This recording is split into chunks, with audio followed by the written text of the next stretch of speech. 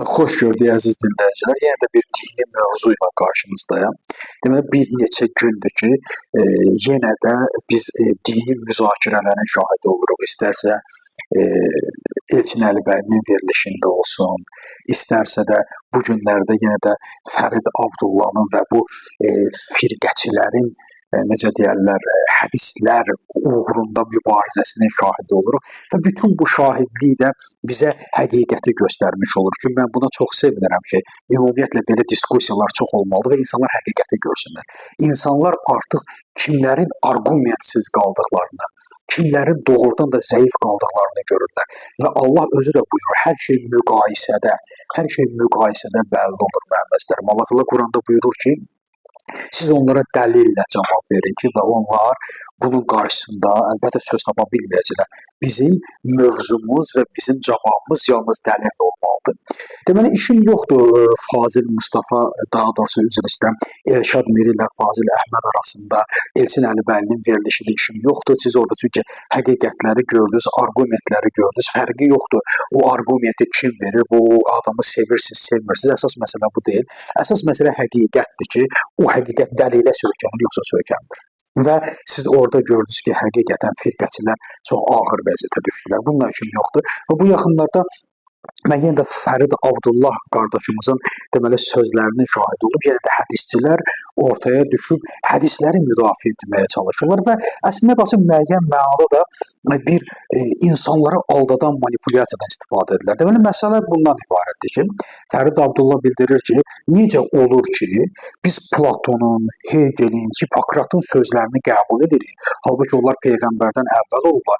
Onların sözünü qəbul edirik. Amma gəlirik Peyğəmbərə ki, gəldik də, biz başlayırıq orada onu qəbul etməmək ki, bəs mən Qurana istinad edirəm, mən Peyğəmbərin sözlərinə inanmıram, o onu deyib yoxsa deməyib. Baxın, həqiqətən ilkin baxışdan baxdıqda bizə aldadıcı gəlir və doğrudan da həqiqətə uyğundur. Düzdür də, Platon, Hegel falan bəsməkan, bütün bunlara necə inana bilirik, amma gəlirik hədisə bunu qəbul etməyək.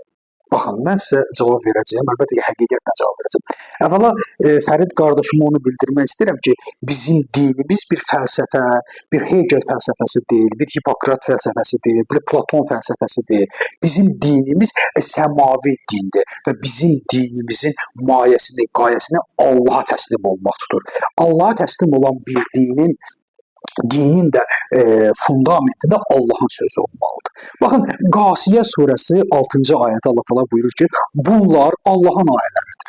Biz onları sənə bir həqiqət kimi oxuyuruq. Onlar Allaha və onun dəlillərinə dair sözə inanmadıqdan sonra daha hansı sözə inanacaqlar ki? Baxın, mənim məsələn, biz Allahın sözlərinə inanmaq zorundayıq. Mənim məsələn, sizi aldatmasınlar. Bu firqəçilər sizi aldatmasın. Görürsünüz, Qasiyə surəsi 6-cı ayə. Gəlin cavab verin. Bizim dinimiz Allahın sözlərinə inanmağı bizə təbliğ edir. Və yaxud da ki, mən sizə ayələrlə, surələrlə başlı yormaq istəmirəm. Bir-iki tutarlı ayədən sonra inşallah bunun cavabını verə bilməyəcəklər və siz də həqiqəti görmüş olacaqsınız. Və yaxud da Allah təala Əraf surəsi 3-cü ayədə budur ki, Rəbbinizdən sizə nazil edilənə tabi olun. Onu qoyub başqa dostlara uymayın. Mənim əzizlərim, bizi hədisə çəkənlər, bizi Allahdan başqasının sözlərinə çəkənlər və yaxud da Peyğəmbər sözü altında bəzəyənlər, Muaviyyənin Peyğəmbərin adına çıxdığı hədislərlə bəzəyib və bizə onu din kimi sırmaq istəyən insanlara mən buradan müraciət edirəm. Allahın kitabına istinad edin. Allah Əraf surəsində buyurur ki, Rəbbinizdən sizə nazil edilənə tabi olun və onu qoyub başqa dostlara uymayın. Bu çatmırmı mənim əzizlərim? Allahın əmridir, ona görə Allahın kitabı. Baxın, ey Fərid Abdullah qardaşım, ey firqəçi qardaşlarımız, ona görə Allahın kitabı ki, bizim dinimiz səmavidir və yalnız tək Allaha iman gətirməyə bizə əmr edir. Bax, buna görədir, fərq bundan ibarətdir.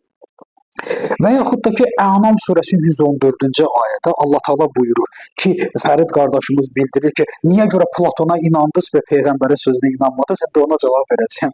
Yəni, bütün bu ayələr əslində ona cavab verir. Baxın, Ənam surəsi 114-cü ayədə buyurur ki, Allah təala, sənin Rəbbin tərəfindən nazil edilmişdir. Bu kitab sənin Rəbbin tərəfindən nazil. Odur ki, şübhə edənlərdən olma. Bunu yarıdan oxuyun, başdan oxuyacaq. Baxın, görürsünüz, yəni Allah hər yerdə kitabda buyurur ki, Rəbbin tərəfindən nazil edilənə tabi ol. Məqsəd budur. İndi Ənam sözü 114-cü ayəni başdan oxuyun. De, Allah bu kitabı sizə təfərrüatı ilə nazil etdiyi halda mən ondan başqasına mı qəbul etməliyəm? Mən sual verirəm mənim əzlim. Ey firqəçilər, ey bu insanları aldatmaq istəyənlər, müsəlmanlıq adı altında, din adı altında firqə təəssübkeşləri oranın, buranın təbliğatını, o dövlətin, bu dövlətin təbliğatını aparanlar. Baxın, niyə görə insanları aldatmaq istəyirsiniz? Nə məqsədiniz var? Yəni doğrudanmı nəyəsə satılmısınız?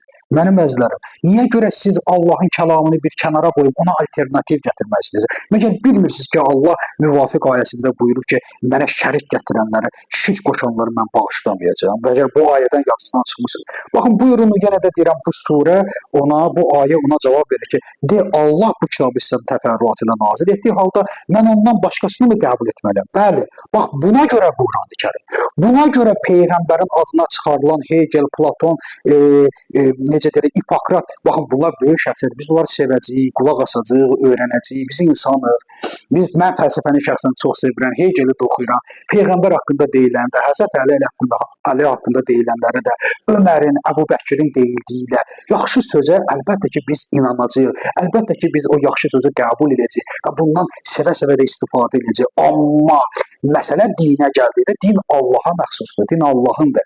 Allahın kəlamına uymaq zorundayıq. Bu, yəni, bunu başa düşmək bu qədərmi zordur? Bunu başa düşmək bu qədərmi çətindir? Bax, ona görə də Allah Taala yenidən təkrar edirəm, 114-də buyurur ki, Ənam surəsi, de, Allah bu kitabı sizə təfərrüatı ilə nazil etdiyi halda mən ondan başqasına mı qəbul etməliyəm? Sual, kitab verdiklərim bilirlər ki, o həqiqətən sənin Rəbbin tərəfindən nazil edilmişdir. Odur ki, şübhə edənlərdən olma. Allah nə deyir? Rəbbin tərəfindən nazil edilənə şübhə edənlərdən olma. Rəbbin tərəfindən nazil ediləni oxu. Çünki sənin din adına daşıyacağın və tabi olacağın yeganə kitab budur. İnşallah ki, məni başa düşdünüz və insanları aldatmağı bundan sonra kənara qoyarsınız. Təşəkkür edirəm sizə.